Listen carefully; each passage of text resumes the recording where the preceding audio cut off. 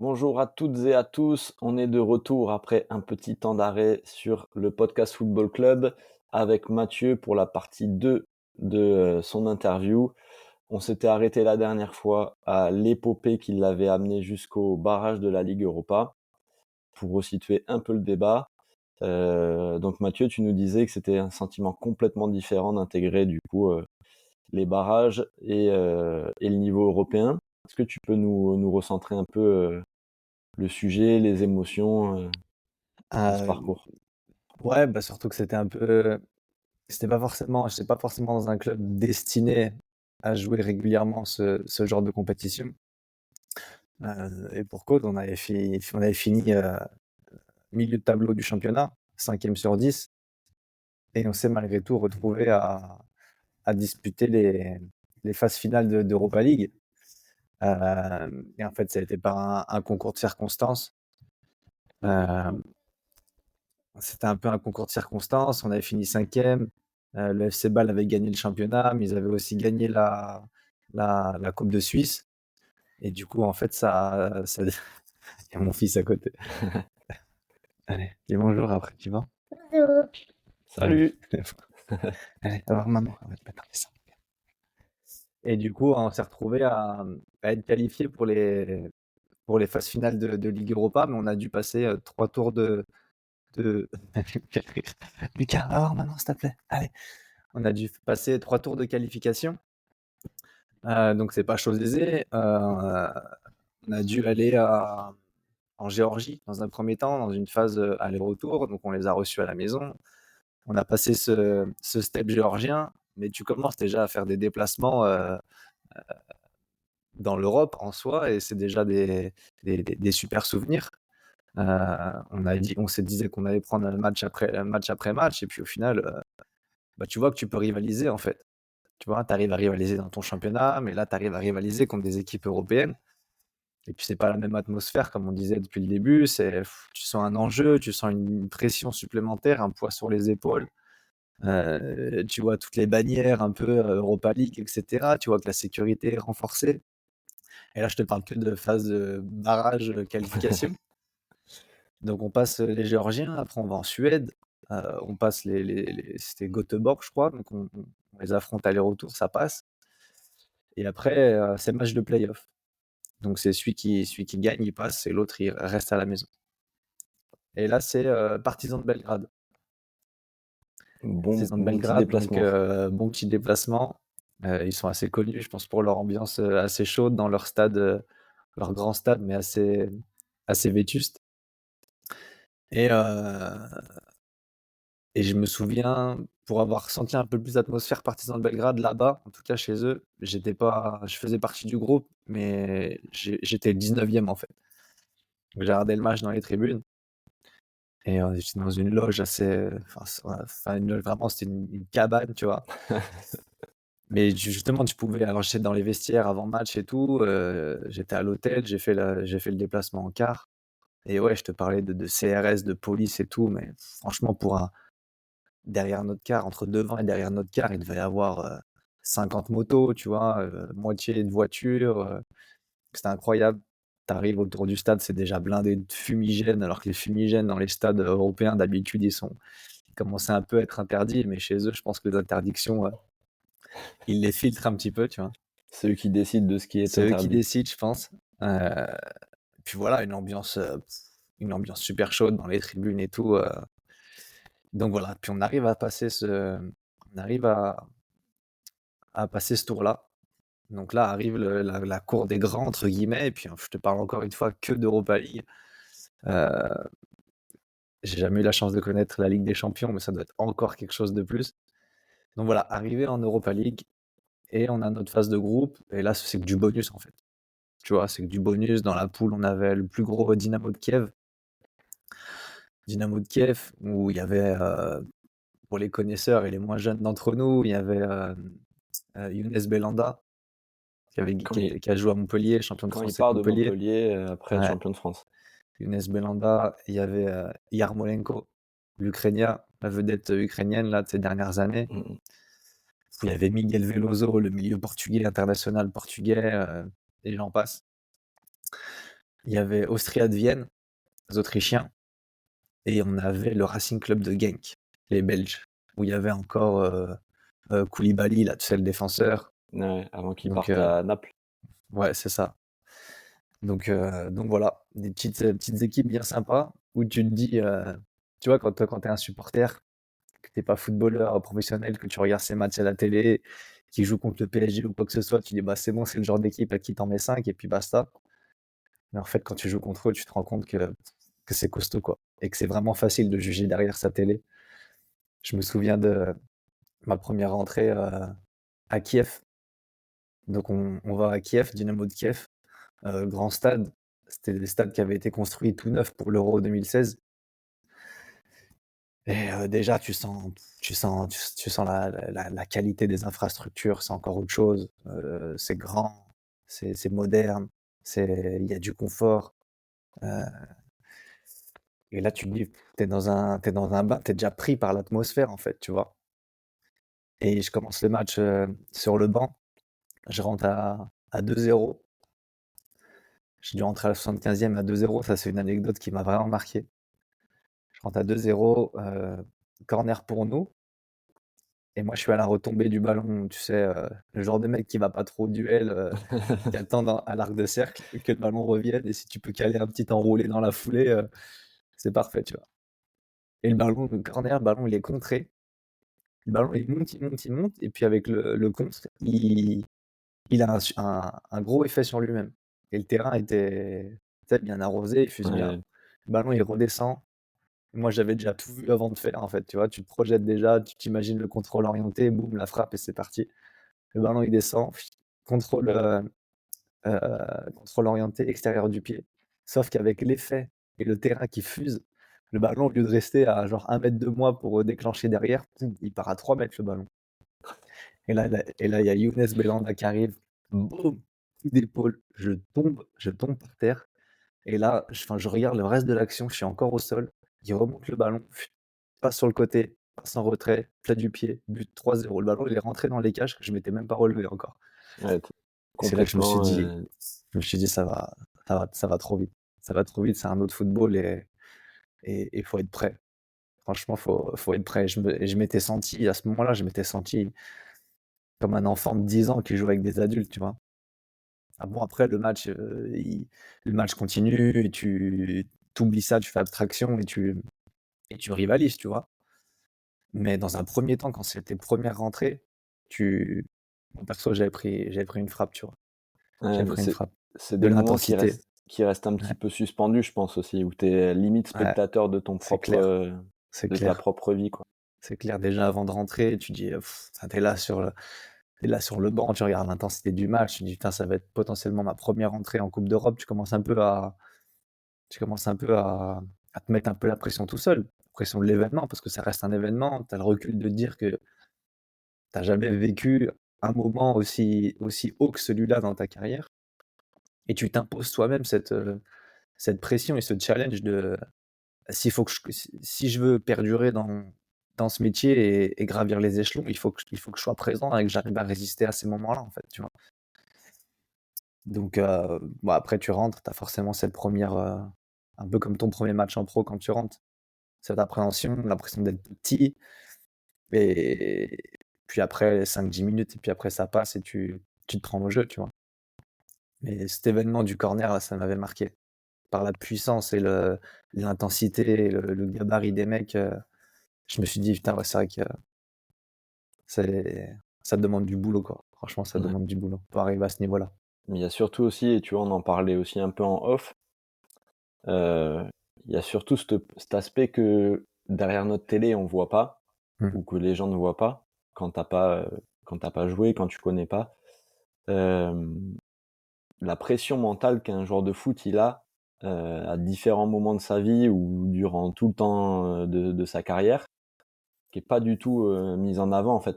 Ça commence à un peu à parler beaucoup plus de l'aspect mental dans le sport, mais on se rend pas compte de l'impact de la pression ou de l'environnement sur, l'humain en fait, et ça peut complètement modifier ta perception des choses ou les En fait, qualités que les joueurs c'est ils ont.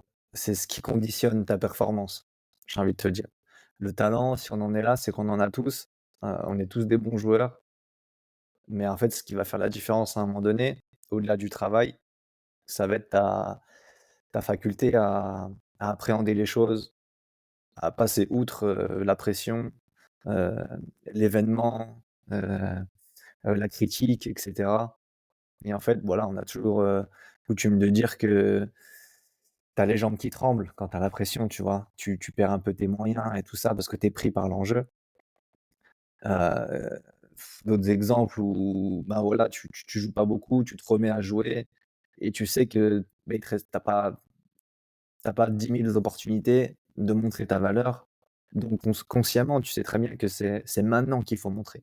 Et le fait de prendre conscience que c'est maintenant qu'il faut montrer, ben, tu peux te mettre aussi un peu cette pression, jouer le match avant, et au final, tu perds tes moyens, tu as le ballon qui brûle les pieds, tu déjoues un petit peu, heu, tu prends pas de risques et cetera, et alors qu'au contraire, un joueur en pleine confiance, ça va à ce moment-là, il va faire abstraction de ces moments de pression et tout, il va jouer libéré et en jouant libéré et tu peux exprimer toutes tes qualités.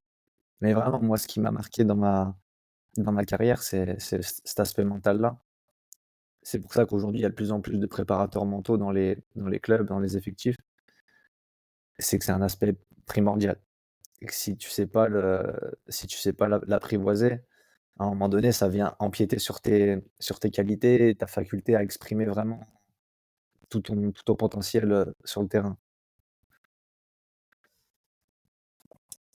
Ouais, on est d'accord là-dessus et je Mmh. pense qu'il y a des carrières, peut-être qui auraient été différentes si, dans les années 90, début 2000, il y avait eu beaucoup plus de préparateurs mentaux. On n'aurait peut-être pas vu, les mêmes joueurs ou en tout cas les mêmes équipes. Pour, revenir sur ta phase de groupe, du coup, Dynamo de Kiev, ça finit comment? Bah, ça finit en 3-0. 3-0 là-bas, net et sans bavure, tu rentres chez toi comme tu es arrivé. Donc ouais, je me rappelle plus de tous les résultats, exactement, mais on avait fini troisième, en tout cas, la phase de groupe. Hem, on avait fini troisième, donc voilà, avec les honneurs. Je me rappelle, ouais, en Autriche, je crois qu'on avait gagné en Autriche, mais c'est à la maison, en fait, qu'on a perdu des points, surtout. Mais au-delà de ça, c'est comme je me répète, mais c'est l'atmosphère, les voyages aussi. Bah, du coup, tu joues tous les 3 jours, c'est pas la même chose. La préparation, c'est pas la même. Les entraînements, ils sont pas conditionnés de la même façon. Tu as beaucoup plus d'entraînement de récup et de maintien de forme plutôt que de d'apprentissage, tu vois? Parce que tu vas jouer le samedi, tu vas récupérer, le dimanche, te remettre un petit peu en forme, le lundi et une séance un peu plus longue et puis le mardi, tu pars en voyage et pour jouer le mercredi, tu vois? Ou le jeudi. Donc c'est un rythme différent, mais tu fais ce métier-là pour en arriver là, quoi, tu vois? Les joueurs, ils aiment pas s'entraîner, ils aiment jouer. Si tu pouvais jouer tous les jours, c'est parfait. Donc là, jouer tous les 3 jours et s'entraîner vite fait, par-ci par-là, ça nous allait très bien et puis après, il y a l'expérience humaine. Tu as toujours ta bande de potes et tout et bah, tu vas à l'hôtel, à droite, à gauche, c'est sympa, c'est vraiment des bons moments, des bons moments de vie de groupe. Et après, du coup, après cette partie, Europa League, tu continues ton aventure au FC Thun. On n'en avait pas reparlé, on n'avait pas resitué le club, pour ceux qui ont écouté le premier.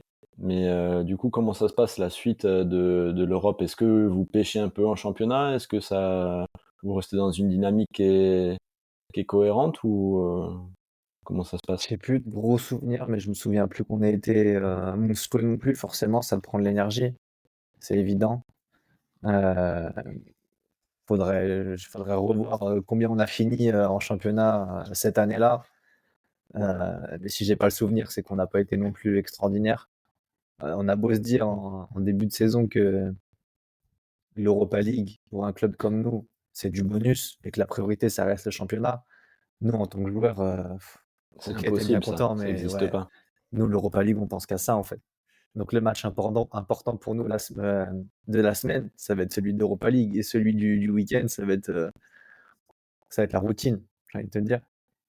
Donc forcément, tu y laisses un peu des points, heu, parce que mentalement, tu pas la même approche, quand tu vas jouer ton match de championnat qui en temps normal, c'est ton match de la semaine. Quand tu as un match d'Europa League en milieu de semaine, où déjà psychologiquement tu y as laissé de l'énergie, les déplacements ça te prend de l'énergie aussi. On est un club où voilà, on n'a pas un effectif, faramineux. Tu vas avoir 12-13 bons joueurs, le reste c'est du complément. Donc tu pas une profondeur de banc qui te permette aussi de faire tourner à certains moments. En fait, il y a aussi une usure des joueurs, une usure physique et tout ça à un moment donné que ce soit tôt ou tard, tu le pêches pendant la saison, tu vois? Donc après voilà, on est retombé dans un rythme, on a été éliminé donc du coup ça va assez vite, hein. Franchement quand tu es éliminé à la fin de l'hiver, genre février-mars, c'est championnat et rien d'autre, tu vois? Donc je pense qu'à ce moment-là, on a pris un petit contre-coup, on a fini la saison, mais on s'est pas requalifié pour l'année d'après. Ça reste encore jusqu'à ce jour, la dernière épopée européenne de Toon en Europa League, tu vois? Ils en avaient fait une en Champions League en 2004 pour la première fois, la deuxième c'était l'Europa League et je pense que maintenant ils sont en D2, ils sont tombés donc c'est pas demain la veille qu'ils vont refaire une épopée, européenne, je pense. Et du coup, ton aventure au FC Thun, elle s'étend combien de temps encore après, cette aventure européenne? Tu restes longtemps encore à Thun? Ben, pas trop, pas trop, parce qu'en fait, justement avec l'Europa League, personnellement, on commence un peu à attirer l'attention, des médias, des clubs, des agents, ça va avec, hein, c'est le jeu. En championnat, j'étais performant, hem et du coup, à ce moment-là, je change d'agent. En fait, l'agent qui m'a amené de France à Suisse, hem, à un moment donné, moi, personnellement, j'ai trouvé que ça me suffisait plus, en tout cas, pour passer un palier. Hem, le club m'avait fait une prolongation de contrat, et j'ai estimé à ce moment-là que c'était pas suffisant. J'étais arrivé professionnel à Toul avec un contrat de un peu de jeune, on va dire, tu vois? Mmh. Hem et petit à petit, quand j'ai pris ma place dans le groupe, j'avais des bonnes statistiques aussi et je jouais p je m'étais imposé comme titulaire et je savais, en termes de contrat, de salaire et cetera, de conditions, ce qu'avaient les joueurs, à mon poste que j'avais mis sur le banc, tu vois? Donc le jour où on me fait une proposition de contrat et que je vois qu'on est encore assez loin de ce que ces joueurs-là ont, alors que j'ai fait les efforts pour leur passer devant, de manière régulière, tu vois? Et constante, tu vois, j'ai eu le sentiment qu'ils me prenaient encore pour un jeune et que éternellement, tant que j'étais dans ce club, on allait me prendre pour celui qui vient des jeunes, avec à qui on peut proposer des choses, assez Tu te basses, sens tu vois? tu te sens pas valorisé, par Exactement, rapport au travail que tu donnes et exactement. à tes collègues. Et du coup, c'est tombé pile à ce moment où il y a des agents un peu plus influents en Europe qui me tournent autour et bah, j'ai cédé aux sirènes, d'un de ceux-là, un agent influent en Suisse qui faisait des transferts en Europe, en Allemagne, qui faisait la passerelle avec les meilleurs joueurs du championnat et heu et j'ai résilié mon contrat avec mon agent, j'ai signé avec lui et j'ai refusé la prolongation de contrat de mon club. Donc là, déjà, tu envoies des messages, que tu changes un peu de dimension. Mmh. C'est le joueur et le jeune homme qui commence à s'affirmer, à vouloir imposer aussi ses conditions et pas que les subir. Heu, sauf qu'arrivé ce qui devait arriver, je me suis blessé, en fait. Un lendemain de match sur une séance à la con en plus, ça s'était très bien passé pour moi, voilà, sur un tacle d'un coéquipier et boum, grosse entorse de la cheville. Donc les blessures, ça arrive jamais au meilleur des moments. Heu et là, c'était vraiment le cas parce que je venais quelques jours en avant de leur dire que je refusais la prolongation, donc tu envoies un sale message et le fait de te blesser derrière, j'ai envie de te dire, c'est un peu le karma, tu vois? Ouais. Enfin, c'est ce qu'ils ont pu se dire et en fait, ça m'a éloigné du terrain pendant 2 mois et c'est à ce moment-là où on peut commencer à parler des agents. C'est qu'un agent, heu, un conseiller en tout cas de manière générale, tu t'attends à ce qu'il soit présent dans les bons comme dans les mauvais moments Et en fait, c'est là que tu te rends compte que, enfin, ce nouvel agent avec qui j'ai signé, alors OK, pour la notoriété, pour dire aux autres, mon agent c'est lui et c'est plus lui, mais en fait, c'est tout ce que ça m'a rapporté. Parce que parce que je me suis blessé assez tôt après m'être engagé avec lui et que j'ai jamais eu un coup de fil quasiment. Si c'est pas moi qui l'appelle, il m'appelle jamais et là que tu te rends compte que tu es livré à toi-même, que tu es dans une mauvaise posture au niveau de ton club parce que tu as refusé une prolongation et qu'en plus tu es blessé, ton agent qui est pas là pour te supporter et tu te rends compte en fait que des agents, tu beau être avec un agent influent, mais un agent influent sur, 50 joueurs, au final ta valeur marchande c'est la 49e dans son écurie de joueurs, Ouais. tu vois? Donc Ouais, tu te rends compte que tu plus qu'une valeur et pas l'humain, bah, ouais, puis une valeur quand tu es blessé, une valeur qui vaut rien. ouais. Donc lui en plus c'est lui qui m'avait conseillé de pas prolonger mon contrat, en pensant naïvement qu'il allait me trouver une autre porte de sortie. Il me parlait, alors je vais pas dire les clubs là, mais il me parlait de Bundesliga et cetera et au final non. Au final, je fais ma rééducation au club, de manière assez classique, sans prise de nouvelles, sans rien, donc tu te retrouves licencié avec un agent, mais c'est comme si tu en avais pas et puis après, bah, quand je reprends les entraînements, toi tu penses naïvement que tu vas retrouver ta place, la place que tu avais il y a avant de te blesser et puis, ben, pendant ce temps-là, l'équipe, elle a continué de tourner et assez bien et en fait, j'ai pas réussi à prendre mon mal en patience. Je voulais à tout prix reprendre ma place tout de suite, tout de suite, tout de suite. Sauf que ça marche pas comme ça. Quelqu'un d'autre a profité de mon malheur pour, faire, son bonheur et c'est là que c'est commencé à arriver une petite crispation avec le coach. Heu, je sais pas, il commençait à dire, alors peut-être que je l'étais, je sais pas, mais il commençait à dire que j'étais arrogant dans mon jeu à l'entraînement. Tu sais, moi, j'ai un jeu assez technique. Si je peux mettre un petit pont, je vais le mettre. Si je peux mettre une roulette, je vais la mettre, qui plus est à l'entraînement et il faisait que de me prendre à la fin des entraînements dans son bureau en me disant, «Ouais, tu te moques de tes coéquipiers, enfin, tu l'as passé, tu t'arrêtes pour lui remettre un petit pont derrière alors que tu étais déjà passé», voilà, je m'étais remis à avoir un petit football de gamin qui se fait plaisir et pas un football de joueur professionnel pour être efficace et puis moi j'étais borné, je comprenais pas. Pour moi, bah, ouais, je lui ai mis, 2 petits ponts alors, c'est que je suis un bon joueur, tu vois? Et normalement je devrais jouer et puis non, le message passait pas. Il y avait une barrière qui s'est mise comme ça Est-ce et jusqu'à ce qu'on devait partir en stage, en hiver, en mi-saison et il m'a pris dans le bureau la veille pour le lendemain en me disant: «Putain, je sais pas si je t'emmène». Puis moi, je comprenais pas et tout et il me disait: «Bah, je sais pas si je t'emmène, parce que tu as pas l'air de comprendre le message que je veux te faire passer» et au final, il m'a emmené et c'est pendant ce stage-là qu'il y a ce club de D2 qui est arrivé, parce qu'il me restait, bah, du coup 6 mois de contrat. Donc j'aurais pu attendre et partir libre et potentiellement regagner ma place si j'avais continué à faire des efforts. Mais sur le coup, il y a ce club de deuxième division qui vient, qui me dit: «Bah, viens chez nous tu vas jouer, limite, tu seras la star», tu vois? Et moi j'accepte. J'accepte parce que je voulais jouer, j'en avais marre de rester sur le banc.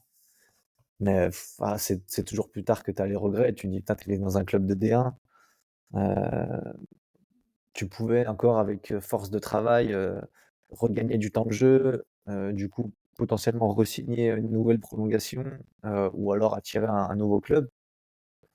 Et non, moi j'ai voulu jouer tout de suite maintenant, alors j'ai accepté cette proposition du club de D2 et c'est là que, en février 2014, que ma carrière avec le FC Thun, elle s'est arrêtée, en fait. est-ce que tu penses que, toi, ton moyen de communication, c'était, le football, le fait de montrer, que ouais, tu es encore là, tu existes encore et tu vois, moi je mets des petits ponts aux gars qui jouent à ma place maintenant. C'était peut-être ton moyen de t'exprimer et au final le moyen du coach, vous aviez différents canaux de communication qui pouvaient pas concorder Bah, ou peut-être vous moi arriviez pas à j'avais que ça, comprendre. je pouvais pas, encore une fois, puis de toute façon à ce niveau-là, les parents ils ont aucun rôle à jouer, hein, à part celui de supporter. Mais, j'avais pas mon agent pour appeler ça, enfin il me servait à rien, donc je me défendais, Sur le terrain, enfin, avec sur le les armes. terrain et avec, les mots, en plus il parlait allemand, donc je pouvais parler qu'en allemand. Je me faisais comprendre, enfin je me faisais pas bien comprendre non plus, tu vois? Donc oralement, c'était difficile de communiquer avec lui. Il me faisait des séances vidéo aussi pour me montrer comment pour essayer de justifier ce qu'il me disait. Et moi, à l'entraînement, en fait, je me sentais super bien, tu sais? Je me sentais en confiance. On parlait tout à l'heure de joueur libéré qui fait dès qu'il tente un truc, ça fonctionne. Moi, j'étais dans cet état-là, en fait, tu vois? Mais probablement que j'en faisais trop, que j'en rajoutais et quand tu es en confiance et que ça marche une fois, tu veux que ça marche une enfin voilà, je me suis probablement entêté et je suis pas en train de dire que j'avais tort, hein. De toute façon, tu as jamais raison face à un coach et face à un éducateur. Ou c'était peut-être aussi pour lui un moyen et peut-être un message de la direction qui dit: «Bah, écoute, ce jour-là, il veut pas se projeter chez nous, il a refusé le contrat, donc par n'importe quelle circonstance, ce jour-là, va falloir le mettre à l'écart». Peut-être qu'il voulait peut-être aussi me vendre, à l'hiver et ou en tout cas m'enlever de l'effectif et bon, au final, ils ont eu raison, tu vois? Ils ont eu raison, ils ont eu gain de cause, je suis parti par moi-même, mais c'est un regret. Franchement, c'est un regret. J'aurais dû à ce moment-là continuer de me battre. Prendre conscience que j'étais dans un bon club malgré tout. Mais c'est facile de le dire après, mais quand tu y es, tu penses différemment. Tu penses que naïvement, tu penses que tu vas facilement retrouver, quelque chose du même standing, voire plus. Puis au final, non, tu vois? Ouais, bah, c'est le revers de ce qui fait la force aussi des joueurs. C'est que des fois, tu as cet ego, ce truc de croire en toi qui te permet d'accéder et de gravir les échelons. Et des fois, à des moments de la carrière, ça peut porter préjudice aussi de penser qu'on a raison et avoir un manque de prise de recul aussi. C'est Mmh. là où l'aspect mental, il rentre en jeu et peut-être qu'à des moments comme ça, avec des structures, pouvoir discuter avec des gens, ça aurait pu être important pour changer, une Mmh. perception des choses ou renouer un dialogue, tu vois? Ouais, ouais, c'est clair. Mais je pense qu'on est arrivé à une situation de non-retour et voilà, écoute, j'ai fait le choix de toute manière, on va pas y revenir, hein, on va pas y revenir, hein, c'est passé, mais j'ai fait le choix de partir dans ce club de D2 que j'ai rejoint pendant le stage, d'hiver. Et voilà, je l'ai rejoint en Espagne. Le club s'appelle FC Bienne. Aujourd'hui, ils sont en troisième division, mais on était en deuxième division à ce moment-là. Et puis, bah, en fait, j'ai trouvé ce que je suis venu chercher, hein, en termes de temps de jeu, en termes de reconnaissance. Voilà, j'étais placé en numéro 10 et puis c'est un peu: «Fais ce que tu veux», tu vois? Donc moi c'est ce qui me plaît et c'est ce qui m'a permis de me libérer. J'ai retrouvé un ami en plus, je vais le citer parce que ça lui fera plaisir, il s'appelle Jérémy Manière, c'est un franco-suisse que j'ai connu à Thun. On était les 2 petits Frenchies déjà du FC Thun et puis je l'ai retrouvé dans ce club-là, il est parti 1 an avant moi. On s'est retrouvés, on a une petite bande de Français aussi, donc c'était humainement, un une super période. Personnellement, j'ai trouvé ce que je suis venu chercher, c'est-à-dire du temps de jeu. Heu, Par contre, collectivement, ça a été catastrophique. On a fini, je crois, avant-dernier, voire même dernier. Mais on n'est pas descendu parce que, je sais pas, il y a dû avoir un micmac, de DNCG, un truc comme ça. Au final, on a été repêchés et donc voilà, je finis la saison comme ça, je redémarre une deuxième saison et là, il commence à avoir un peu des problèmes financiers au club. C'est-à-dire que, je ne saurais pas combien te dire, mais une dette qui commence à se creuser, on commence à en parler dans les médias. Du coup, il y a des repreneurs en fin de saison qui reprennent le club et heu et on redémarre une saison derrière, sauf qu'au lieu de renflouer la dette, ils l'ont creusée quoi, tu vois? Ouais.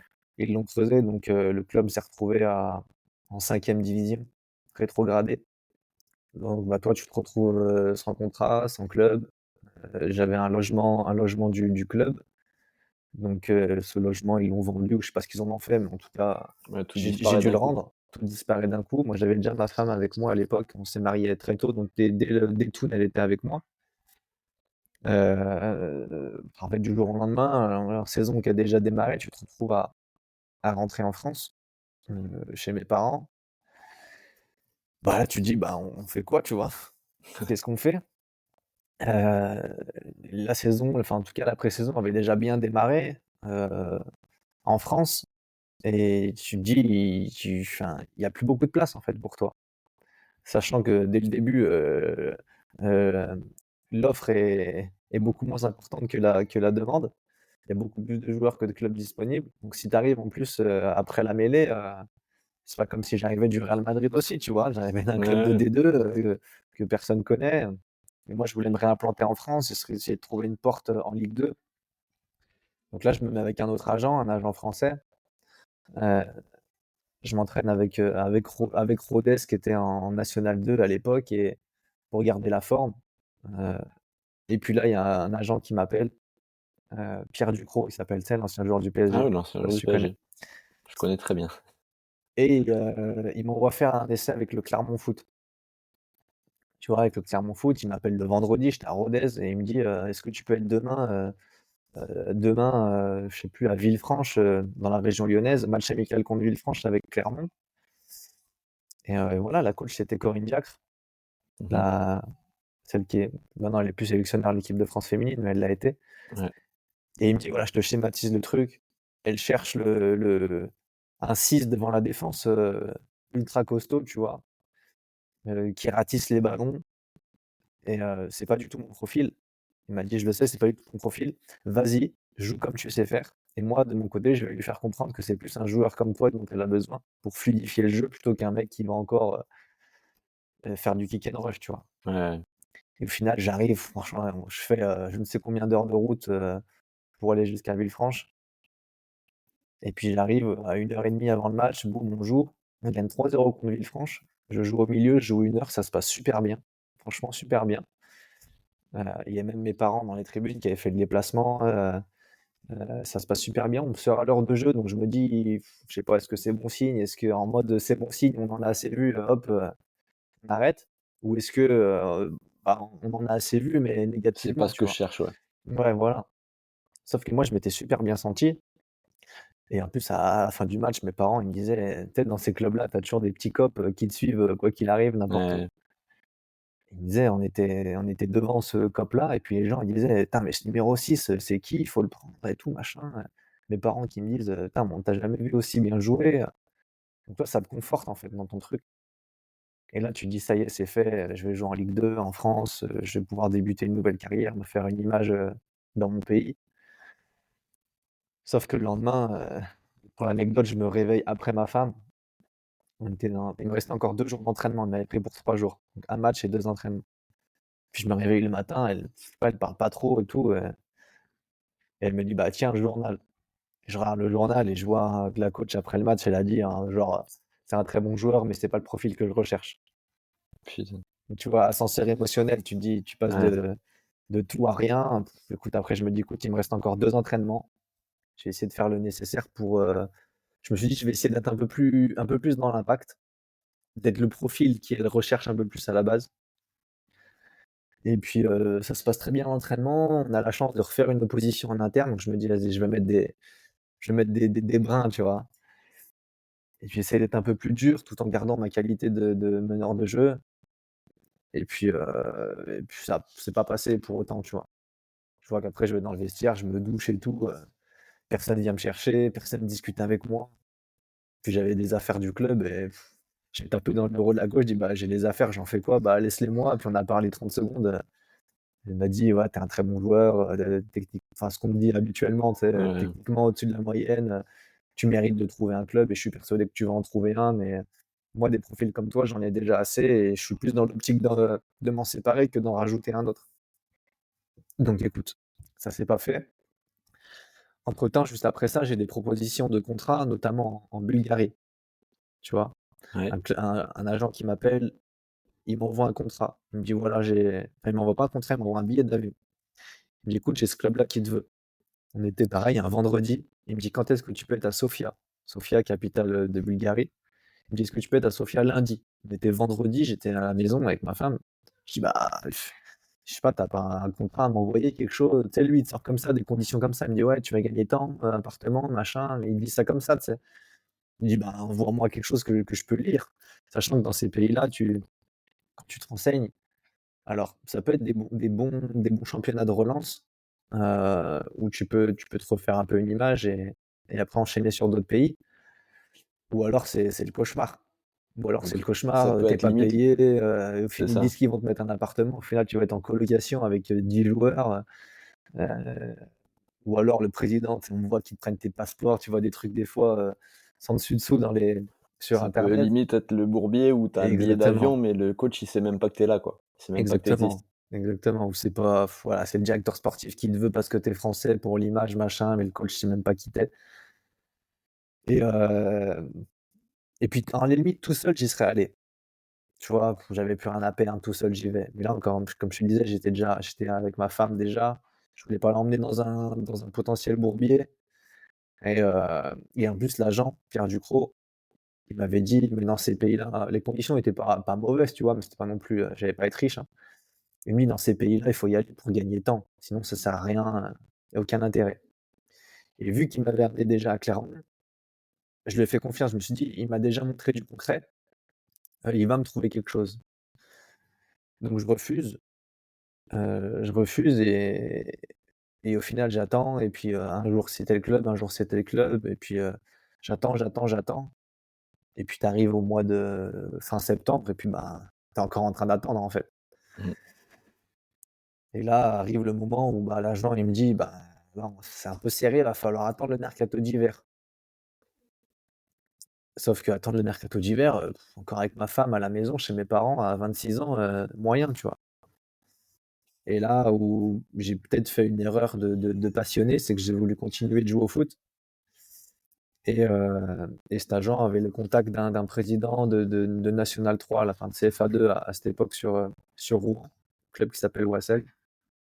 Et il me dit, bah, écoute, va là-bas. En attendant, tu vas là-bas, j'ai gagné mon chômage de Suisse. Le président, il te file un petit billet, là, il était blindé. Et tu vas jouer là-bas jusqu'à cet hiver. Et puis moi, de mon côté, je vais faire un travail pour ramener des clubs et tout. Donc du coup, je vais là-bas. Je vais là-bas et tout ça, à Rouen, très belle ville, rien à dire, tu vois, j'ai aucun problème d'aller sur Rouen. Mais c'est la première fois que j'arrive à ce niveau-là. J'avais déjà joué en CFA, CFA2, mais bon, enfin, pas CFA2, mais CFA, mais avec l'OL, tu vois.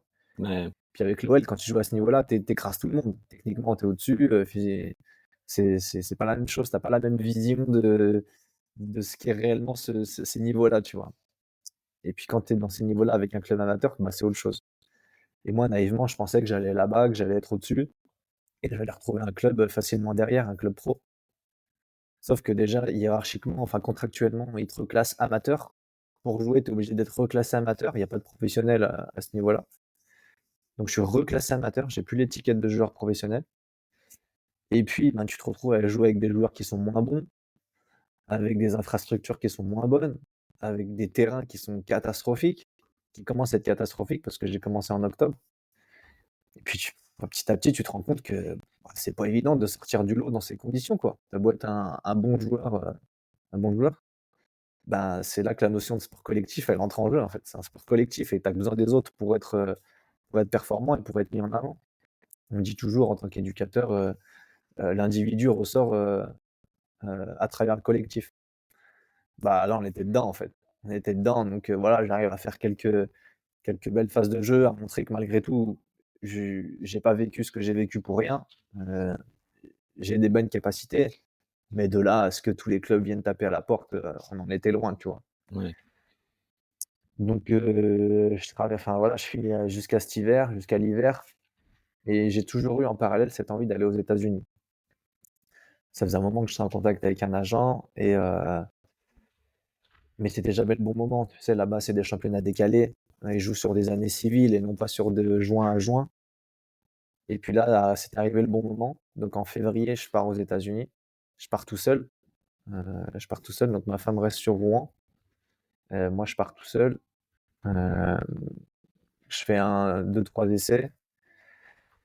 Et puis je suis parti 3 mois. J'ai fini mon dernier club, c'était à Charlotte, en Caroline du Nord. C'était de la D2 américaine. Mmh. J'étais logé chez un ami qui était au centre de formation à l'OL avec moi, qui était marié avec une américaine et qui était déjà bien implanté là-bas, donc qui jouait dans ce club. Donc heureusement, j'étais logé chez lui. Et au final, ça l'a pas trop fait. Mon style de jeu européen collait pas trop encore avec le développement du football là-bas, qui était très très sommaire. Ouais, très Donc rustique. vraiment, ouais, vraiment basé sur le joueur athlétique, sur le long ballon, court vite, frappe fort, tu vois.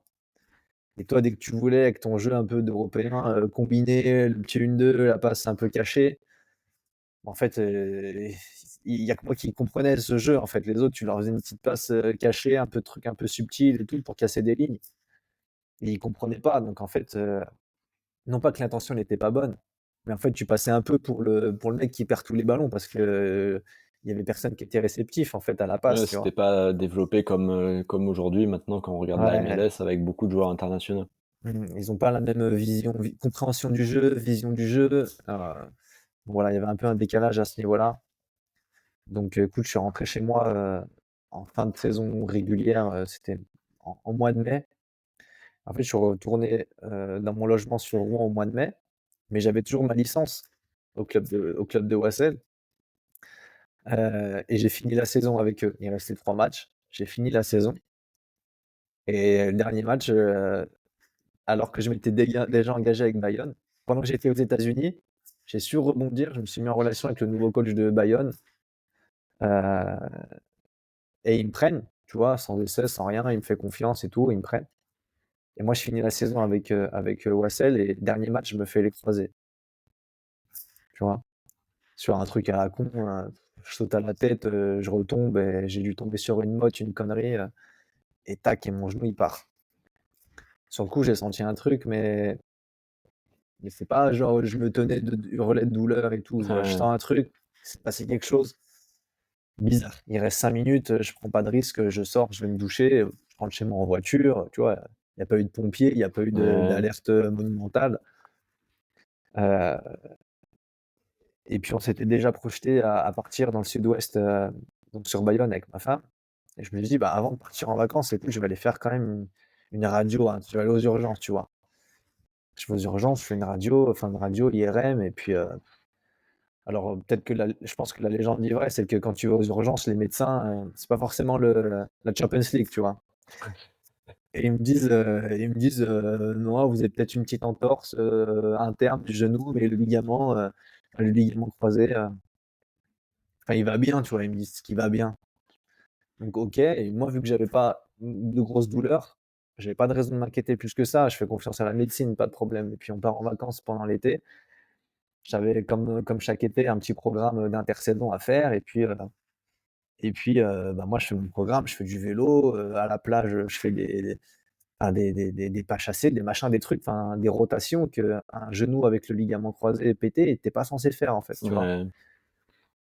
Et puis j'avais toujours une petite gêne et j'arrive à Bayonne, à la reprise et je vais voir un médecin du sport pour ma visite médicale.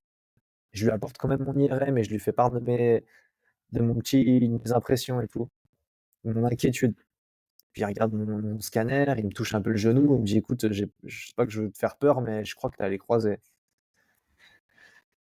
Donc là, tu te dis, alors que je m'étais blessé il y a 2 mois en arrière et que j'ai passé tout l'été, j'aurais pu me faire opérer avant pour gagner du temps, tu vois? Ouais, Et puis il m'envoie sur Bordeaux, voir un chirurgien et franchement le rendez-vous il a duré 30 secondes. Il a duré 30 secondes, il m'assoit sur sa table et tout, il me prend le genou, il me fait clac clac. Et il me dit: «Bah écoute, il y a plus rien qui retient ta rotation de genou, si tu veux continuer à jouer au football, tu es obligé d'y passer, de te faire opérer». Donc je me fais opérer dans la foulée. La chance que j'avais, dans cette région de la France, c'est qu'il y a un centre de rééducation pour sportifs de haut niveau à Capbreton, là, que tu dois très mmh bien connaître, le CERS. le CERS et du coup, ben, je passe ma rééducation là-bas, en fait, matin, après-midi, heu et heureusement parce que, à ce niveau-là, amateur, pour trouver des kinés, des docteurs et tout, tu pas dans une structure professionnelle avec le kiné à disposition, 7 jours sur 7, tu vois? Donc tu es comme tout le monde avec ta carte vitale, sur Doctolib, tu prends ton rendez-vous et si ton rendez-vous il est dans 3 semaines, il est dans 3 semaines, tu vois? Ouais. Donc je vais au CERS, donc ça se passe très bien. Pour l'anecdote avec ma femme, on habitait du coup sur Bayonne, heu, en plein centre-ville et sur Bayonne, pour ceux qui connaissent et toi tu connais très bien, il y avait les fêtes de Bayonne, tu vois? Donc les fêtes de Bayonne, pour ceux qui nous écoutent et qui connaissent pas, c'est 3 ou 4 jours dans l'année où, bah, c'est de la fête non-stop, limite jour et nuit, heu, fête de village. Donc je vous fais pas de dessin et bah, moi j'habitais en plein milieu du quartier et Et tous les matins, il y a le taxi qui venait me chercher pour m'emmener au centre de rééducation.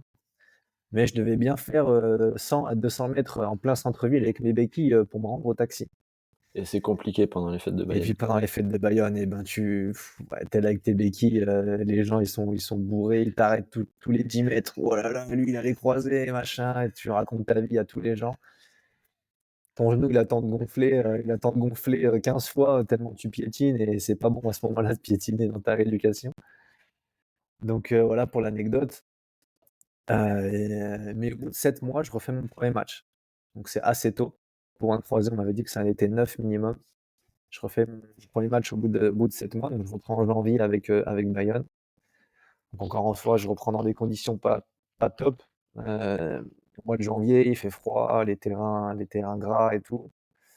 Donc écoute, je finis la saison comme tu l'imagines, hein. Je joue, des fois je joue pas, mais de manière générale, je joue plutôt. Heu, En faisant rien d'extraordinaire. Tu reviens de 7 mois de croisé, tu vas pas non plus être monstrueux sur le terrain. On dit souvent qu'après les blessures, tu as autant de temps de Ouais, réadaptation ouais, ouais, que de sachant qu'on temps de m'avait mis dans blessure. la sachant qu'on m'avait mis dans la tête que j'avais une chance sur 2 de me péter l'autre croisé, à court terme. Heu et du coup, voilà, je finis la saison, et en fait, c'est pendant cette saison-là que, je commence à travailler chez Nike avec toi. C'est qu'en fait, à ce niveau-là, bah, tu t'entraînes à 18h le soir, donc tu as du temps la journée, et puis, ma femme cherchait du travail, et en cherchant avec elle, ben, je vois qu'il y a un magasin Nike qui va ouvrir en avril, là, au printemps. Et je me suis dit: «Bah, écoute, pourquoi pas tenter? Ça me fera autre chose que du foot sur mon CV», et à 26-27 ans, j'ai eu cette maturité de me dire que, voilà, ce serait peut-être important et bénéfique pour moi d'avoir autre chose que du foot sur mon CV pour préparer l'avenir. Et puis je postule, et puis là, j'arrive avec le directeur, bah, Lucien, tu vois? Et puis, je donne mon CV, mais mon CV, il avait aucun intérêt pour lui, il avait aucune expérience dans le commerce. Mais on discute, un peu comme on discutait là, sur la vie de manière générale, sur mon expérience personnelle, sur, la maturité, le recul que j'ai pu avoir de mon expérience. Et puis lui, il a été très réceptif à ça, et il voulait une équipe, pour son ouverture, il voulait une équipe, assez diverse et variée de différents horizons, et il m'a pris pour ça. Il m'a pris, voilà, vendeur temps plein en complément du foot, avec des horaires un peu aménagés, adaptés. Et puis, je commence un peu sur la pointe des pieds parce que, voilà, en tant que footballeur, des fois, tu te dis en rigolant, «Si jamais je dois travailler, je travaille dans un magasin de sport», parce que c'est la seule chose que tu connais. Mais vendeur, c'est un métier, le commerce, c'est un métier, et puis, bah, tu arrives avec on te fout dans le bain avec des gens, à qui tu dois vendre des trucs, mais toi, tu as eu aucune formation, tu fait aucun cursus scolaire, pour faire ça, tu as pas eu de formation particulière. Donc au début, un peu timide, en fait, tu te rends compte que ce monde-là du commerce, avec la relation client, la relation avec tes équipes, ça m'a énormément développé, personnellement et socialement. Moi qui suis assez timide et réservé de base, ça m'a ça m'a ouvert. Ça m'a ouvert aux autres, ça m'a développé de la sociabilité, de la discussion et tout. Donc ça a été super bénéfique. Et ça m'a bien plu, de manière générale, parce que Nike, c'est un état d'esprit, il y a beaucoup de challenges, de concours, de compétitions, et puis, ben, moi, avec mon éducation de sportif de haut niveau, j'ai bien fait le lien. À chaque fois qu'il y avait des concours, je voulais les gagner, par tous les moyens. À la limite, je bossais chez moi sur des stratégies, comment je pouvais faire mieux que l'autre et tout. Et et voilà, et ça m'a bien plu. Petit à petit, on me faisait des bons retours sur mon travail, et voilà, puis arrive la fin de saison. Et avec ma femme, donc voilà, on voulait se stabiliser. Arrivé à ce niveau-là, on s'est dit: «Voilà, autant retourner dans notre région lyonnaise, natale, où il y a notre famille, se stabiliser pour commencer à fonder une famille, se rapprocher de notre famille». Et puis j'avais ce cursus un peu, en tête, que je voulais garder, c'est-à-dire continuer à travailler chez Nike parce que je savais qu'il y avait un magasin vers chez moi, tout en restant actif au foot au niveau, national, dans un club de national 2 ou national 3. Donc j'essaie de démarcher par mes propres moyens ces clubs-là, pendant l'été. Sauf qu'il y en a aucun qui me répond. Aucun qui me répond. Heu, il y en a qu'un seul qui m'appelle, c'est le club de Aix-les-Bains, voilà, en Savoie. Et c'est au niveau régional, hein, régional 1. Et il me dit: «Écoute, viens chez nous, je te prends au club, tu auras un contrat d'éducateur et tout, voilà». Puis écoute, on accepte. Avec ma femme, on accepte. Du coup, je me retrouve là-bas à faire toute la pré-saison et ça se passe très bien. Sauf qu'au bout d'un mois, bah, il y a le magasin Nike de Lyon qui m'appelle et qui me dit, «On a une place de 35 heures, enfin de vendeur, temps plein dans notre magasin, genre elle est pour toi», tu vois? Donc là, j'ai un peu réfléchi et je me suis dit: «Écoute, bah, c'est quoi? Est-ce que je le prends? Est-ce que je continue entre guillemets «à m'entêter» dans le football?» Voilà, maintenant c'est le football amateur, avec pas vraiment de projet d'avenir parce que c'est des CDD, hein. Donc s'il faut, tous les ans, il faut que tu te trouves un club. Donc ça se trouve, tu vas déménager tous les ans, donc tu as pas vraiment de stabilité. Donc ça allait pas du tout avec notre projet familial de vouloir, voilà, faire un enfant et rester vers notre famille. Ou alors, je prends le pari de Nike, un contrat en CDI à côté de chez moi et puis le football, je m'adapte, tu vois? Je m'adapterai et je prends ce pari-là. Donc j'accepte, vendeur plein temps, chez Nike. Donc j'accepte, je t'ai dit la pré-saison avait déjà été faite avec Aix-les-Bains, donc on était fin août. J'arrête avec Aix-les-Bains, alors que ça se passait très bien, mais bon, il a fallu faire un choix. Je commence chez Nike. On commence avec des challenges de concours de machin, je gagne tout. Voilà, je gagne tout et pour garder la forme au foot, bah, je prends une licence dans le club, là où j'habite, ça s'appelle Meyzieux, l'US Meyzieux. Ils sont en R3, voilà, histoire de continuer de jouer. Je prends une licence là-bas, je connaissais le coach et j'y allais un peu quand je voulais et bah, je finis la saison comme ça et puis petit à petit, ben, chez Nike, je commence à évoluer. Tu vois? Je commence à passer, chef d'équipe, responsable de rayon, ça commence à me plaire. Financièrement, bah, à chaque fois que tu évolues, tu gagnes un peu plus aussi et puis en soi, j'aimais bien le travail, en fait. Tu vois? J'aimais bien le travail, l'état d'esprit et tout. À la fin de quand même, enfin, je continue malgré tout d'être performant au foot et là, il y a Saint-Priest qui vient me chercher. L'AS Saint-Priest, club que j'avais essayé de démarcher quand j'ai voulu revenir dans la région lyonnaise. Et là, ils m'appellent, ils me disent: «Ouais, viens faire un match de détection, enfin, en fin de saison». En fait, c'était un match où, il y avait que des mecs qui sortaient de clubs pro ou de gros clubs de national 2, qui recherchaient un club. Et moi, j'y vais, je rentre dans le vestiaire et tout et je vois que des mecs déterminés. Il y avait leurs agents à côté, ils avaient leurs uniformes de club pro et tout. Et moi, j'y suis allé dans un état d'esprit où j'ai rien à gagner, en fait. Moi, aujourd'hui, Ouais. mon idée, c'est pas d'être footballeur professionnel et d'en faire ma vie. J'avais déjà mon travail, ça m'allait très bien Toi, tu as et récupéré une stabilité, ouais, voilà, mais j'y vais parce qu'écoute, on m'a appelé et Saint-Priest, c'est toujours cool. Donc j'y vais et puis on parlait de pression mentale, bah, cette fois sans pression, tu vois? Quand contrairement à eux, j'imagine, qui jouaient encore leur carrière, leur avenir, ils devaient être stressés à mort et tout et moi franchement, libéré total et en fait sur le terrain, franchement je faisais ce que je voulais. J'étais, libre. j'étais libre. J'étais libre, ça s'est très bien passé et à la fin du match, pourtant il y avait quoi? Une vingtaine, trentaine de joueurs, tu vois?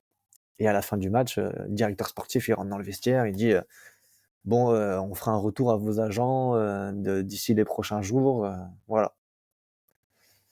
Moi, je fais mes affaires tranquille et là, 10 secondes après, il rentre dans le vestiaire, il dit: «Mathieu Salaman, tu là?» Je dis: «Bah ouais, je suis là», tu vois? Genre, ouais, ouais, je suis là, j'allais partir, mais je suis là et là, je discute avec lui, il m'amène voir le coach et il me dit: «Mais qu'est-ce que tu foutais à mes yeux? Qu'est-ce que tu foutais en R3?» Sachant que des fois, il me dit: «En plus, j'ai entendu que des fois, tu jouais avec l'équipe 2». Je dis: «Bah ouais, c'est parce que maintenant, bah, je travaille et quand l'équipe 1, elle jouait le samedi et que moi je travaillais, ben, j'allais jouer avec la 2 le dimanche», tu vois? Et il me dit: «Bah écoute, nous on veut te prendre, avec la nationale 2, machin», et je lui dis: «Bah écoute, le problème c'est que moi maintenant je suis bien engagé dans mon travail, j'ai évolué, j'ai encore des perspectives d'évolution, j'ai une stabilité et ce que vous me proposez ça enfin, ça vaut pas ce que j'ai maintenant, en fait, tu vois, en termes Ouais, d'avenir, projet d'avenir. Et là, c'est là que je lui mets un peu en face de ses responsabilités, non, mais je lui dis, écoute, moi, je vous ai appelé il y a 1 an, justement pour avoir le projet que vous êtes en train de me vendre, mais vous m'avez pas répondu. Et c'est là qu'il m'a dit, mais en fait, tu imagines même pas le nombre d'appels, de CV qu'on reçoit en fait l'été, tu vois. Il y a trop de sollicitations et tu es obligé de les filtrer. Donc il suffit que tu appelles au mauvais moment, etc. Ou ouais, ça alors se joue à que rien. Mathieu Salamand, je connais pas. En plus, c'est même pas un agent qui m'appelle. Je réponds même pas, tu vois. Donc je lui dis, écoute, leur équipe réserve est en R2. Je dis, écoute, si tu voulais, je peux faire le rôle de grand frère en R2, mais ça va s'arrêter là.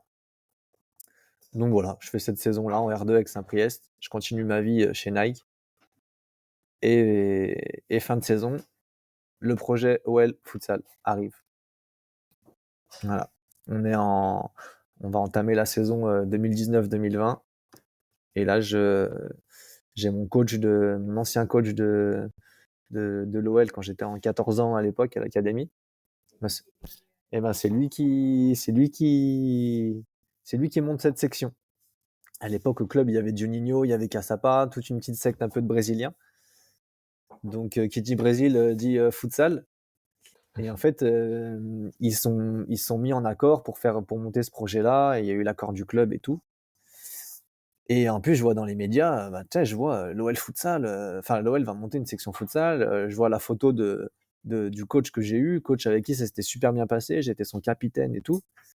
Et j'en parle à ma femme. Je dis putain, regarde, il faut absolument que je reprenne contact avec lui. Bah, il y a peut-être moyen de reporter les couleurs de l'OL, en fait, tu vois. Ouais.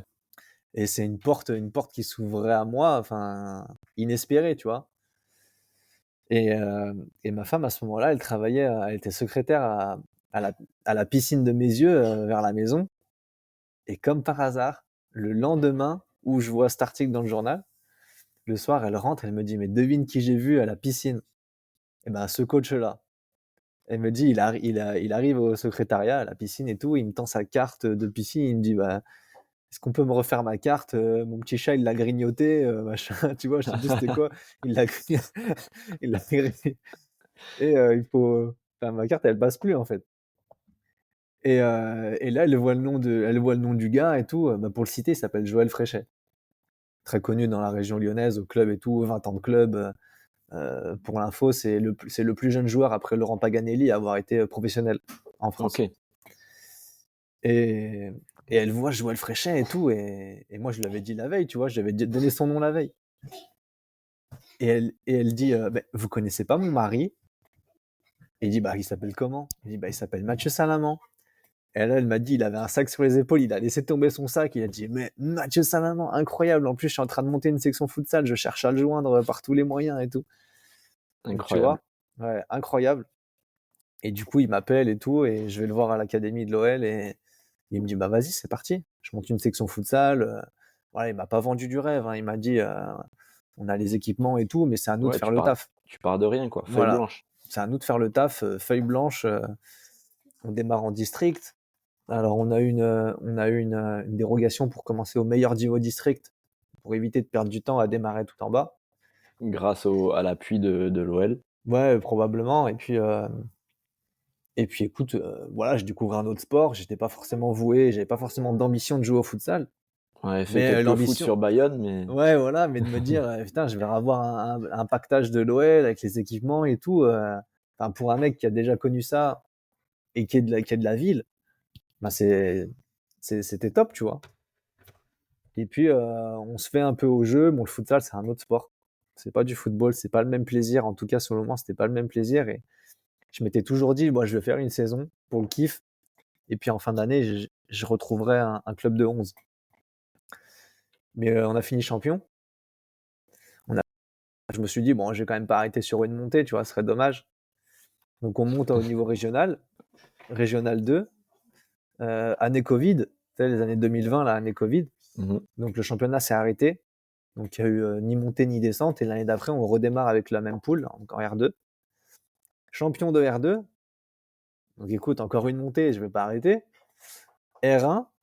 Et puis là, en R1, dans la région lyonnaise, c'est une région assez costaud en France. le niveau commence à être assez plutôt élevé, c'est la bataille tous les week-ends. Puis là, bah, c'est ma 3e année de futsal et petit à petit, je me suis pris au jeu, je commence à prendre du plaisir, à avoir un peu les notions, futsal et tout et on finit 2e. On finit 2e et voilà, j'ai pris goût à la compétition, tu vois? D1 et R2, voilà, c'était pas ouf en termes de compétitivité, mais là, R1, ça commence à être costaud, tu vois? Derby tous les week-ends, c'est chaud, il y a du monde dans les tribunes et tout ça. On finit 2e et bon, je repars sur la saison d'après, R1. On finit champion de R1, donc l'année dernière et champion de R1, du coup, tu fais les phases d'accès à la Ligue 2 futsal. Parce qu'il y a que 6 montées ou 4 montées, je sais plus, en Ligue 2 et sauf qu'on était 13 régions. On est 13 régions en France. Heu et nous, on était 13e région. Le Rhône-Alpes, je sais pas pourquoi, je sais pas c'est quoi les critères, c'est pas le niveau, mais c'est le nombre de licenciés en Ouais, France et peut-être le tout. nombre de clubs ou ça doit Ouais, être nombre ça. de licenciés et tout ça, donc rien à voir avec le niveau, mais on était la 13e région classée. Donc et sachant que les playoffs, c'était que sur avec les 12 régions, en match aller-retour. Donc pour départager la 12e et la 13e région, on a fait un match sec. Donc on élimine Bordeaux, chez eux et après, ouais, double confrontation contre Nice. La première à la maison, on perd 4-3 et la deuxième chez eux la semaine d'après, on perd 4-3 aussi. Hem, du coup sur le terrain on perd, mais en fait, on est quand même passé parce que ce club-là avait des soucis administratifs déjà pendant son championnat. Il y a des clubs, qui ont déjà émis pas mal de réserves, sur eux, et nous, en fait, pour les mêmes faits en soi, heu, on a posé réserve aussi et en fait, c'est un club qui joue avec pas mal d'étrangers et sauf qu'ils ont pas respecté, je crois qu'ils avaient des faux certificats médicaux, des choses comme ça. Contre nous, ils ont joué avec trop d'étrangers sur la feuille de match. Voilà, toutes ces choses-là qui font que administrativement, ils ont été repris par la patrouille et et quand on respecte pas les règles, à un moment donné, On est voilà, puni. qu'on est puni. Donc on aurait préféré passer sur le terrain. C'est toujours plus honorable, j'ai envie de te dire.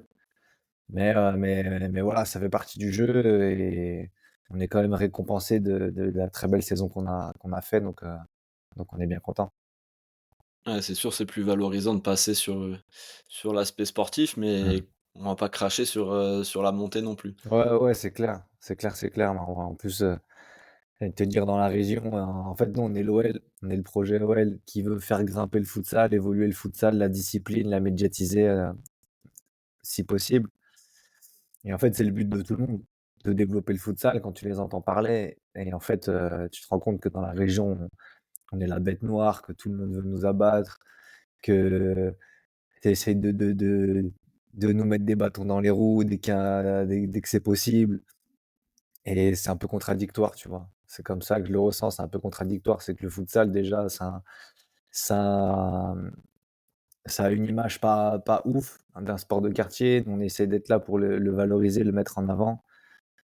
C'est le message véhiculé par tous les clubs, mais au final, quand tu es dedans, quand tu es dans la dynamique, dans la quantité du match, dans la compétition, en fait, il y a pas de cadeau, tu vois? Et puis dès qu'il peut y avoir un peu de vice, il y en a qui vont pas se gêner et c'est ce qui vient encore entacher la montée en puissance de cette discipline, je pense, tu vois?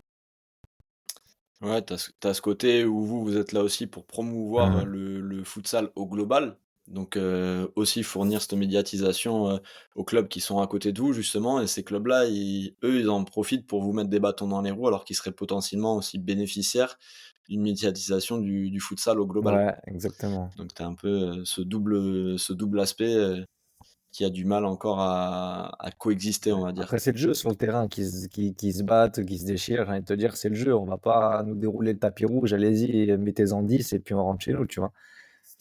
Mais je parle pas de ce qui se passe sur le terrain, c'est surtout l'extra sportif, dans les tribunes ou en dehors du match et cetera. C'est pas toujours agréable, ça vient vachement entacher l'esprit du sport et c'est ce qu'on n'aime pas voir. Après voilà, nous l'idée c'est d'aller au-dessus de ça, de rapidement passer au niveau national et en fait, j'ai espoir que plus tu vas grimper, plus c'est cadré, plus c'est «respectueux» entre guillemets et Plus ça va être lisse. ouais, voilà, c'est fait proprement, on va dire. Et donc là, quel est le changement avec, avec l'accession en 2e division? Est-ce que tu sens un changement? Est-ce qu'il y a des choses, même dans la médiatisation où vous, votre rapport au club, à l'OL, qui ont changé ou pas du tout? Ou c'est encore, à Ben l'état d'embryon, on va en fait, dire? chaque année, on se dit quand on monte, on se dit: «Il va se passer quelque chose, peut-être que le club va faire des efforts, je sais pas, de budget, de communication». Mais cette année encore, malheureusement, ça se fait toujours pas. Après, il y a les côtés finances aussi qui vont avec. Maintenant le grand public sait très bien que le club a des soucis un peu financiers, qu'il y a des choix à faire et en ce moment, la priorité, légitimement, elle est pas au futsal, j'ai envie de te dire, tu vois? Donc on est un peu livré à nous-mêmes. C'est, heu, c'est notre coach un peu qui tire à bout de bras qui tient à bout de bras cette section, qui se débrouille pour aller chercher des partenaires, pour des sponsors, pour qu'on reste un peu en vie en soi, tu vois? Parce que sans sponsor, sans rentrée Mmh. d'argent, tu peux pas faire grand-chose. Donc voilà, après cette montée au niveau national, on a aussi quelques subventions de la fédé, mais ça suffit pas. Ça suffit pas. Nous, on est un groupe, on a beaucoup de joueurs parce qu'on a 2 équipes. On veut une vraie structure, une vraie section avec de la concurrence et de la quantité et de la qualité et pour ça, ça demande aussi des moyens, des investissements pour se déplacer, pour manger, pour dormir à l'hôtel éventuellement si c'est loin, pour être dans les meilleures dispositions possibles pour performer le week-end. Et ça demande des sous et de temps en temps, c'est un peu tu sens que c'est un peu sur la limite, quoi, tu vois? Mais bon, on fait avec, on s'en sort, on est comme ça depuis le début, c'est ce qui fera notre force, j'ai envie de te dire et puis jusqu'à présent, ça nous a pas empêché d'être performants sur le terrain et d'avoir accédé à la Ligue 2, hein. C'est ça. Mais écoute, pour, clôturer ce débat sur le futsal, on va, vous souhaiter que le meilleur pour, la suite de cette saison. On va recentrer, sur, 1 ou 2 questions à la fin du débat global. J'avais 2 questions, plus globales pour un peu tout le monde, pour tous ceux qui vont écouter le podcast. Avec tous les passages différents, que ce soit dans le futsal, dans le foot, foot à 8, foot à 11, centre de formation ou tous les clubs par lesquels tu es passé, toutes les équipes que tu as affrontées, si tu avais, 2-3 joueurs, marquants avec lesquels tu as joué ou avec lesquels, ou que tu as affrontés, ce serait qui?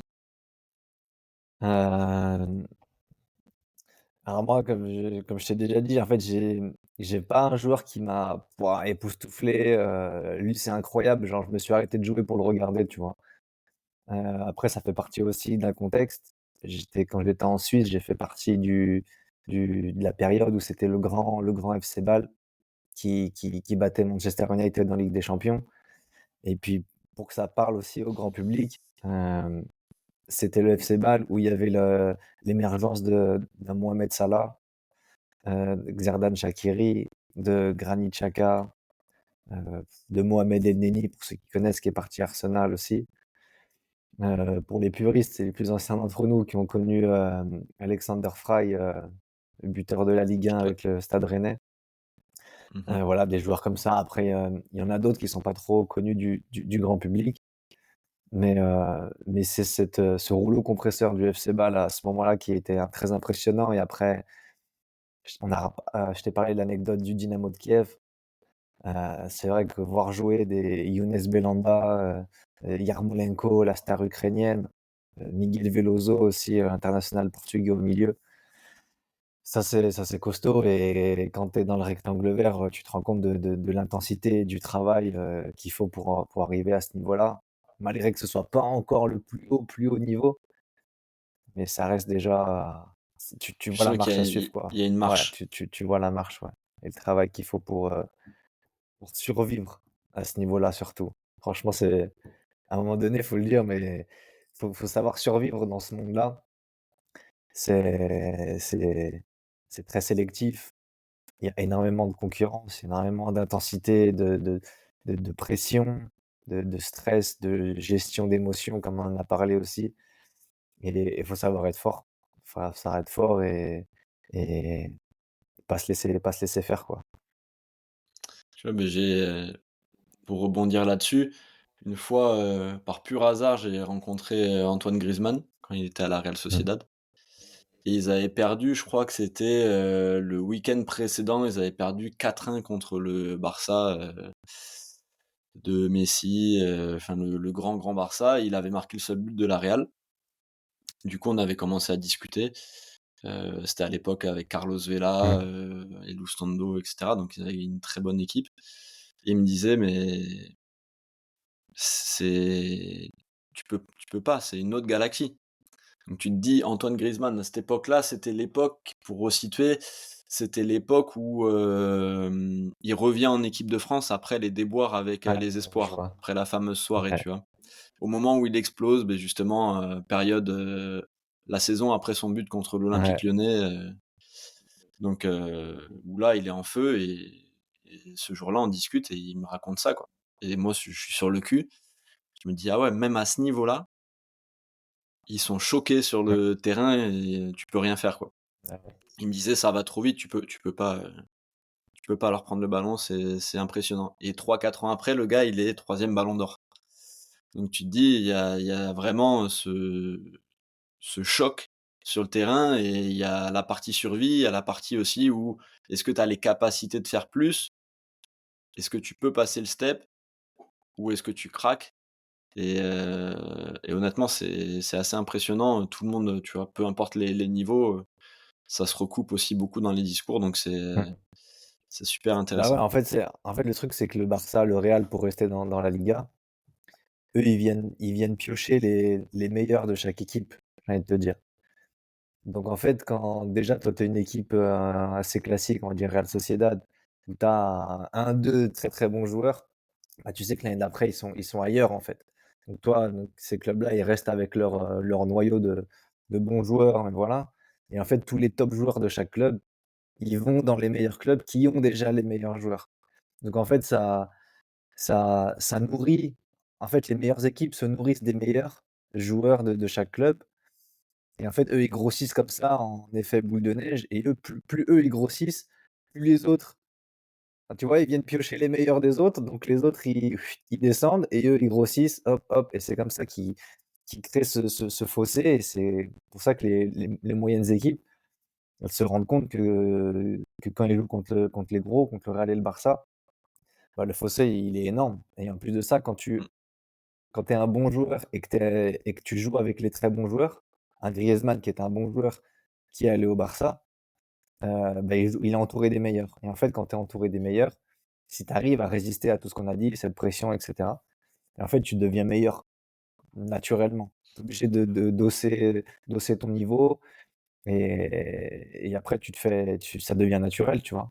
Tu deviens un top joueur mais le et fossé, il y en a à tous les échelons. Il y a des étapes. ouais. Et tu vois, la partie, dont tu parlais où tu dis que justement les grands clubs se nourrissent des meilleurs joueurs de leur championnat, par exemple. Moi, je le retrouve beaucoup aussi, beh, en Suisse, ça s'est beaucoup retrouvé pendant des années, pendant la partie, justement FC Bâle.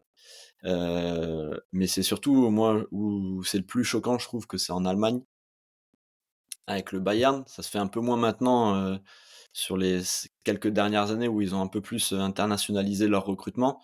Mais tu vois, enfin, nous, notre génération, pendant 20-25 ans, tu étais un bon joueur de Bundesliga, mais tu allais au Bayern tout de Ouais, suite. Donc en fait, ils appauvrissaient leurs concurrents en se renforçant et ils étaient sans arrêt ouais, champions en exactement. c'était un acquis. Tu joues au Borussia Dortmund, tu étais, Hummels, Lewandowski, tout le monde allait les meilleurs joueurs, ils allaient au Ouais, Bayern.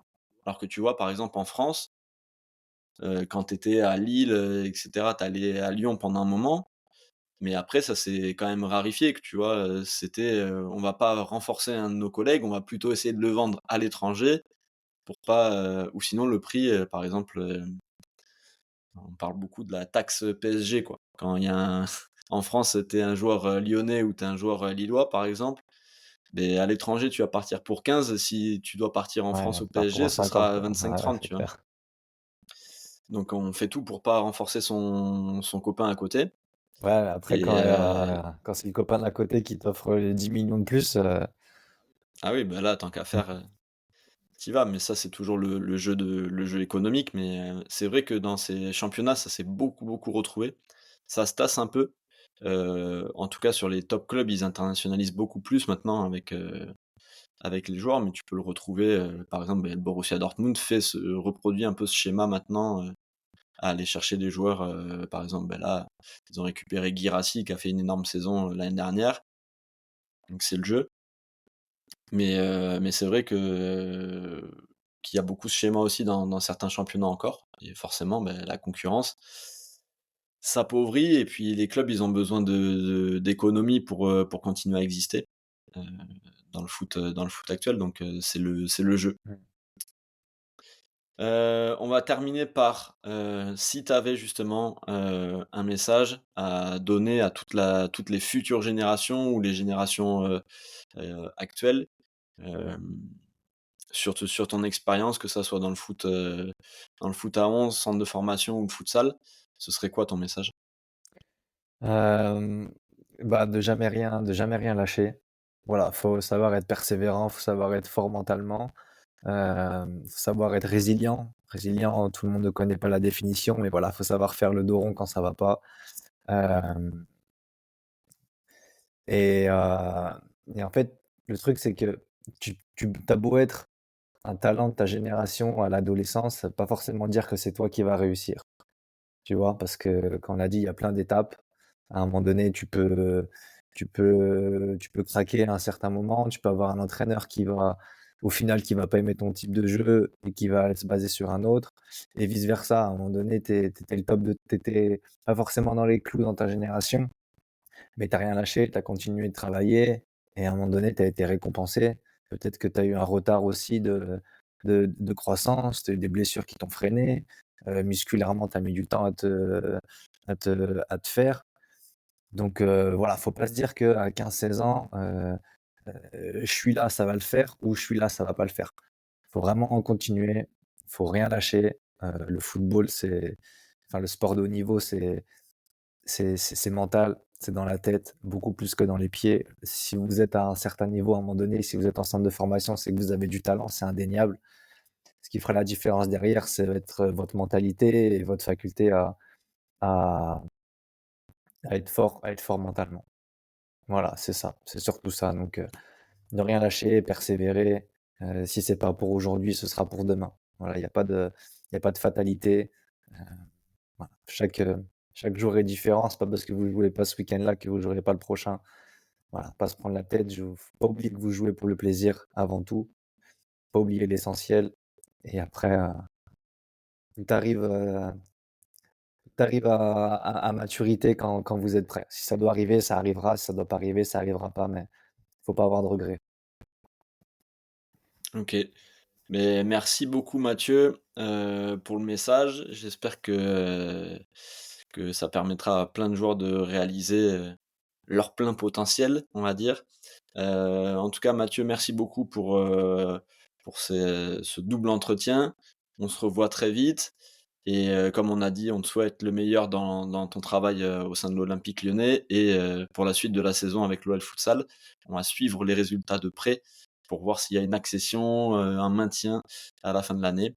Donc voilà, beaucoup de force à toi et merci beaucoup. Avec plaisir. Merci à toi. Salut à tous. Ciao. Ciao.